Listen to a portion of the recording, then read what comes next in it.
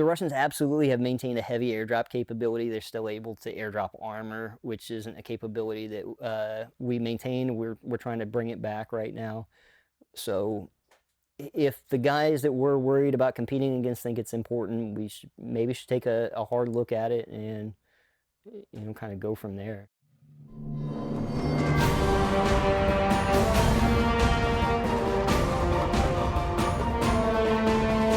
Welcome back to Leaders Recon. So we're in a little bit different place today with Sergeant Peck from Jumpmaster at WTC.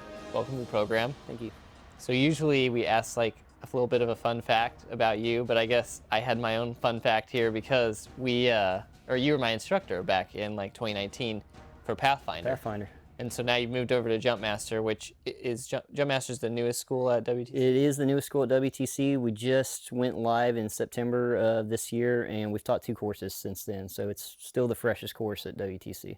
So what is Jumpmaster, like in a nutshell? So Jumpmaster School qualifies airborne soldiers to conduct airborne operations, both on the ground at the unit area, to inspect personnel and bundles in their equipment, and to do practical work in the aircraft, and to safely execute soldiers and equipment from the aircraft in airdrop operations.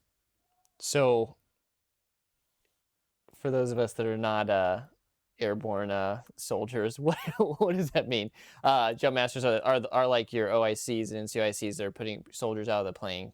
That's in a nutshell. Okay. That's it. You're the guy putting the officer or the NCO that's putting the soldiers out of the plane and making sure everything gets out safely. So then so are there minimum requirements before you can become a Jumpmaster? What does that look like?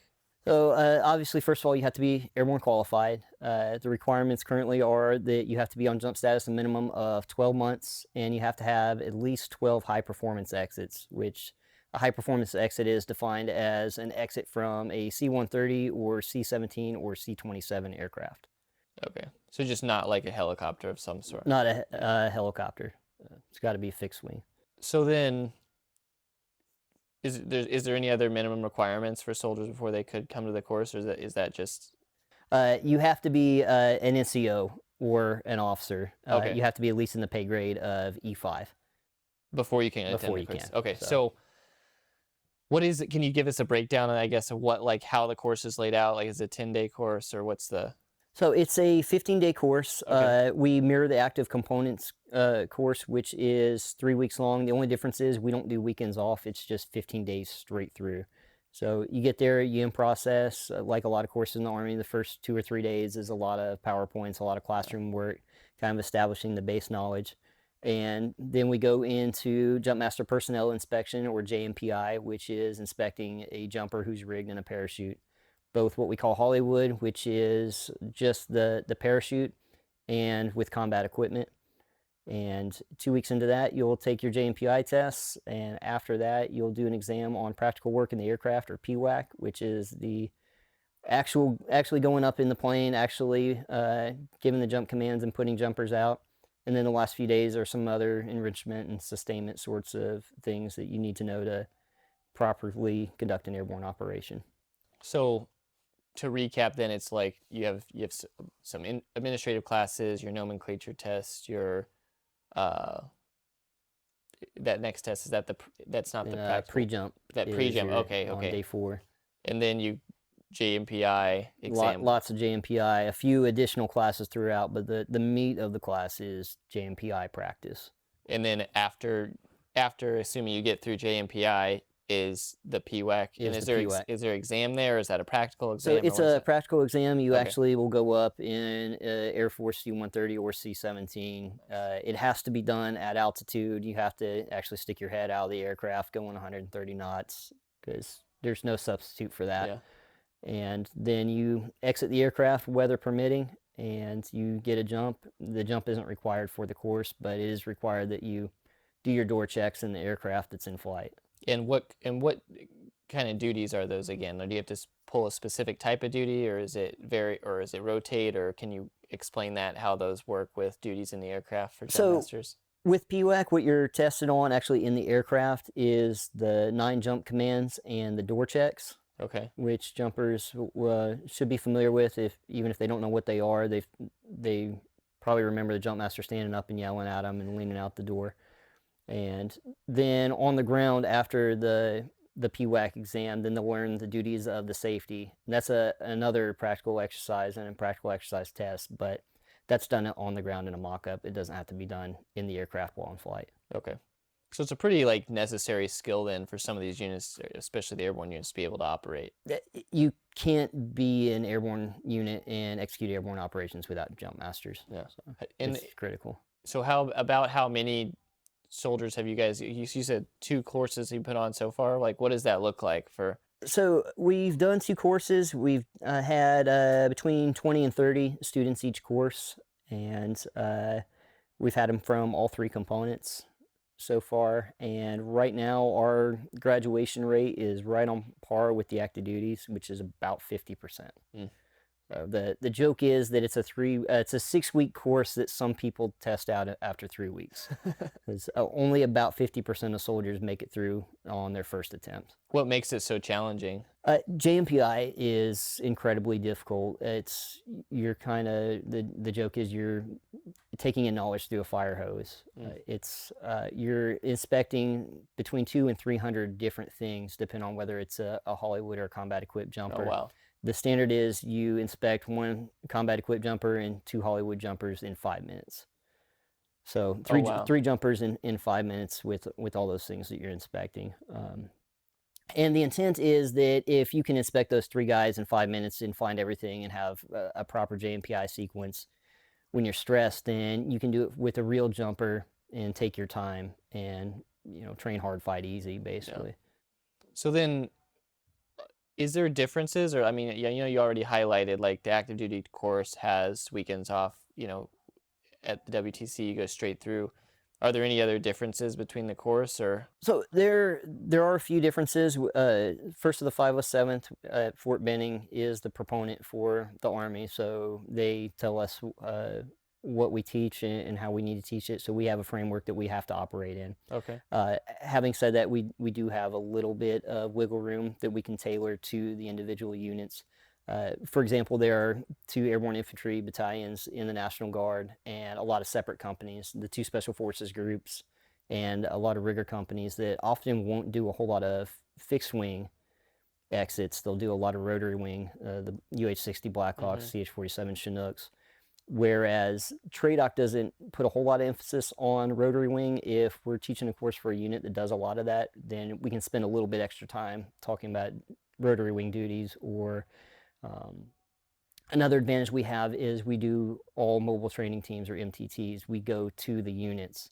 So when we're teaching you PWAC and how to spot for your drop zone, you're spotting on the actual drop zone that your unit drops on all the time. Oh, wow. So rather than... And you always go on MTTs right now? The way we're set up right now, we always go on MTTs. We're scheduled to do, I believe, 8 in this next year. And we're going to first of the 143rd in Texas, second of the 134th in Nebraska, going up to Rhode Island for Charlie Company, first and 143rd, and a couple courses down in Florida.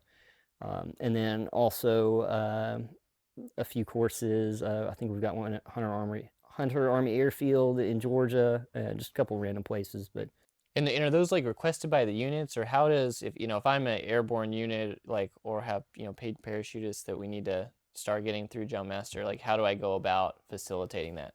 So again, the infantry school is the proponent for it. All requests go through the infantry school. If it's we're set up to teach the reserve component.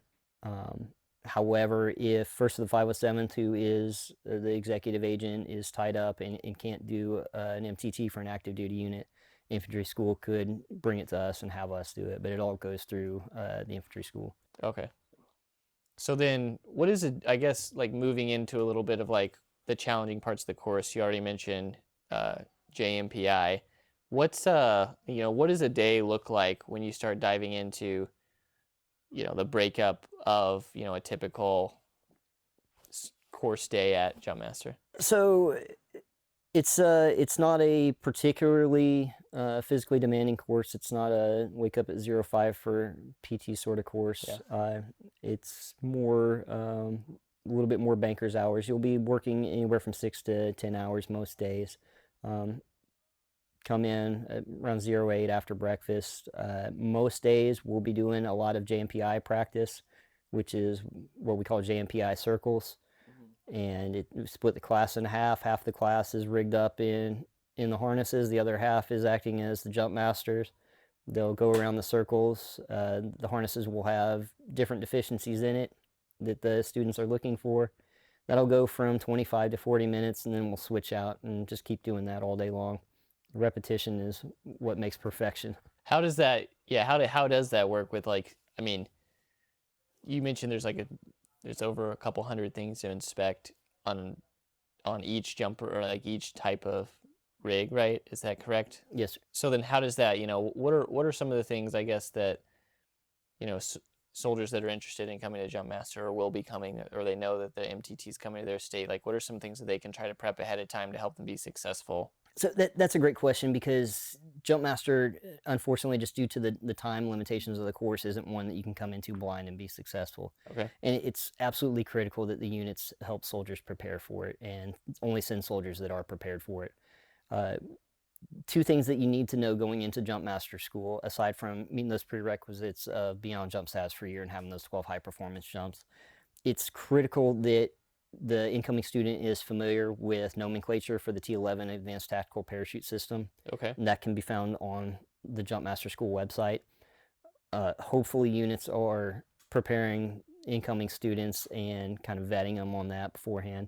It's also absolutely critical that students have the pre-jump nomenclature, or the pre-jump script, memorized. Okay. That's about a 4-page long script that every unit has to do before every jump to ensure that all jumpers have been recently trained on the airborne operation. It's a test that's given on day 4. You can't learn a 4-page script in 3 days while you're learning a bunch of other stuff, or most people can't. So it's imperative that the incoming students are familiar with that prior to arriving at the course. So are those like the 2 key drop events then, like that nomenclature exam and then the JPMI later on, or is there some other key events? So the nomenclature exam's on day 2. Okay. It's a 25-question exam. If you arrive completely unprepared for the course, it's possible to learn that in one night. I really don't recommend it. Pre-jump sends some people home, but again, it's mostly people who aren't prepared for the course. But JMPI is probably the #1 thing that sends people home.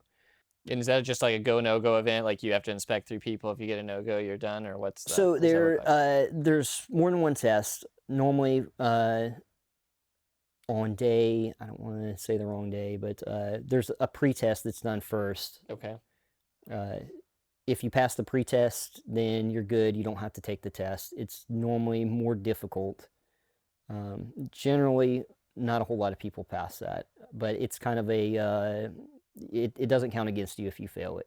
It's just sort of, you can almost treat it as a practice It's like a diagnostic. It's like a diagnostic APFT, exactly. But one that, hey, if you pass your diagnostic APFT, you're good. You don't have to take a record. Yeah. Then the next day we'll have the actual test and the retest, and it's never the same test twice. And then for students who maintain an 80 or above in every other prior event, then you get 2 additional tests, what we call re-entry. We have a re-entry test and a re-entry retest. So if you go into it and get an 80 or above in every event, you have a total of 5 tests that you get to take to pass JMPI. Okay. So a lot of students that fail JMPI kind of get into their own head, get the test anxiety, that sort of thing. But the course is designed to make sure that everyone who passes is more than capable of performing duties as a jump master. So whenever you see somebody who is a jump master, you know with confidence that not only can they JMPI a soldier for a jump, but they can do 3 in 5 minutes. So they can do it under great stress. Yeah. Which I guess is kind of important, since we're literally pushing people out of aircraft. They're literally kicking people out of aircrafts. They're putting their lives in your hands. So there are a lot of duties as a leader in the military that, people are putting their lives in your hands. I can't think of, a better example of that than Jumpmaster. So then, diving into the JMPI a little bit, what is, I guess it seems like a lot of like attention to detail and memorization. What are there any I guess, tricks to the trade that you could give for either prospective students or those that are trying to go back through the course? The joke that we have is all you have to do is JMPI 3 jumpers in 5 minutes or less, find all the deficiencies, and use proper sequence. It's that easy. That is a lot of stuff to do in that time period, but it's one of those things where not only is finding everything important, but finding everything the right way, using proper sequence is critical, because even if you find everything, if you don't use proper sequence, then potentially you could miss things in the future. So, and the deficiencies that you might see might be as little as a piece of thread that should be there that isn't, or shouldn't be there that is. So attention to detail is absolutely critical. Yeah, I can imagine. What was your experience like going through Jumpmaster? So I actually I passed on my first attempt going through as a student. Not because I was the greatest soldier there or anything, but I was extremely well prepared by my unit and by one Jumpmaster in my unit in particular. So I couldn't have done it without great preparation. So did you have a little bit of familiarization like with everything going into it, or like what I guess since you're a stellar example now, if you passed the first time, what was some of those things that you did specifically to first of all, my unit had their own nomenclature test that they gave me, and again, it's everything can be found on the Jumpmaster school website on Fort Benning. So they gave me a mock-up that they made of a nomenclature exam. If I didn't pass that nomenclature exam, they weren't going to send me. I had to recite pre-jump in front of my company first sergeant. Nice. So if it's easy to be confident when you're reciting something to yourself at your desk or in your car, but then whenever you have to stand in front of your boss or your boss's boss and recite it, then you're going to make sure that you've got it wired tight. So of course, I not only did I have my 12 high performance jumps, but my unit was making sure that I got on every opportunity that I had to make a high performance jump in the months preceding that. Okay. So without those things, there's no way I would have been successful. And it basically came down to my company, Air NCO.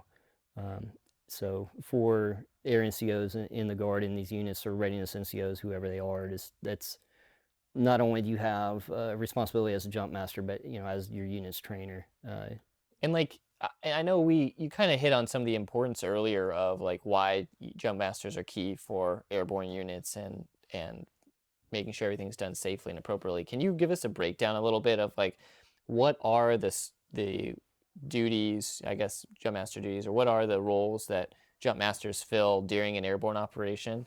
So you can basically break down a jump master's duties into 3 categories. There's back at the unit, there's at the departure airfield, and then there's in flight. Okay. So back at the unit, you have things like your pre-jump training, your sustained airborne training, planning the airborne operations, things like training new jump masters, ensuring that you're running a basic airborne refresher if that's necessary, and just making sure everybody's qualified to do their jobs.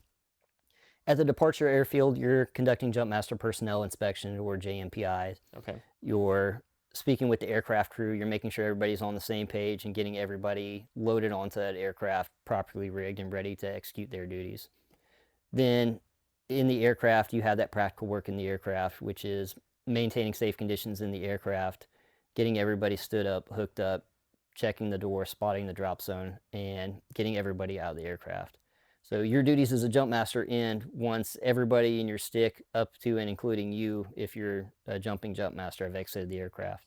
So is there some jump masters that won't jump then in the aircraft? So depending on the type of mission or the type of aircraft, a jump master could remain static. Okay. And stay in the aircraft. For example, the UH-60 Blackhawk, the jump master doesn't jump; he stays in the aircraft. What are some of the things that they can do to help make sure that their students have a better chance of success? So for units that are getting ready to send students, it's absolutely critical that you prep your guys to be a student at Jump Master School going into it. And it doesn't take a whole lot to run a kind of pre-Jump Master program. Okay. It can be as simple as just having a nomenclature test. It doesn't have to be a written test or anything like that. You can just have a parachute rig at your armory or whatever and point to the different components and say, hey, tell me what this is, tell me what this is, tell me what this is. Just be confident that the guy you're sending has a grasp of that. It doesn't even have to be perfect going into it, but That test is on day 2, so they need to be familiar with it before they get to the course. They really need to be comfortable pitching pre-jump, that 4-page spiel that every jump master has to do before an airborne operation. If you aren't comfortable saying that or aren't familiar with that coming into the course, it's really, really hard to be successful. I'd almost say it's impossible to be successful if you don't know that going into the course. Aside from that, just teaching the good habits, and as a unit, having the good habits that are taught in the course. What are some of those habits? Things like the TC 3-21.220, which is the static line airborne operations manual, things that it says that you have to do. Keeping jumpers current, not letting them go more than 180 days between jumps. Performing a proper JMPI every time you do a jump. If you're jumping with combat equipment, rig them in combat equipment and JMPI them in combat equipment. Just the things that we're all supposed to do that sometimes we might find an easier or faster way. You don't want the first time somebody sees the right thing to be when they get to a school, when they've seen a different way at their unit for 2 years or whatever. So that's the best way you can prepare students. There's some naysayers out there, right? That'll say that airborne operations are like a thing of the past, not really current. So What I are your am thoughts? currently working on so I'm working towards my degree in military history, and my thesis is on that. So I've got a lot to say on it. But so just in the last year, and just limited to the continent of Africa, which a lot of people don't even know we have forces in Africa. Special Operations did an airdrop to rescue an American hostage. That's not classified or anything like that. That was on the news. So we've had a combat jump in the last year. And then When was the last time we had one before that? Was it during the I want invasion? to say it's either 2005 or 2007, and it was in Afghanistan. I think it was limited to one company or one battalion within Ranger Regiment. Prior to that, March of 2003, the 173rd dropped into northern Iraq. There's been some smaller ones, a lot of free fall type stuff. The last static line one that I'm aware of was it was either 2005 or 2007. I don't remember the exact date. But then 2003, prior to that, you're looking at probably 1989 with Operation Just Cause in Panama. So there's still some good infiltration methods, what you're saying. Using. There are. It's a tool in the tool bag. When was the last time the Marine Corps did an amphibious assault on a beach? I don't know when it was, but nobody's suggesting we get rid of the entire Marine Corps. The opportunities to do either one are probably slimmer than they might have been in the past, but don't throw out a tool that's still useful. Yeah. Just take a good, honest assessment of how often are we going to use this? How large does this force that we need to be need to be? And you mentioned the airdrop that you helped with in Africa. You have both as an airborne soldier and then as a jump master. Is there some really memorable experiences that you've had? So yeah, just in the last 8 months or so, delivering 800 pounds of supplies to forces in Niger at a remote camp. Just because of how isolated they were, it was difficult to resupply them. Don't necessarily have the aviation assets in the area.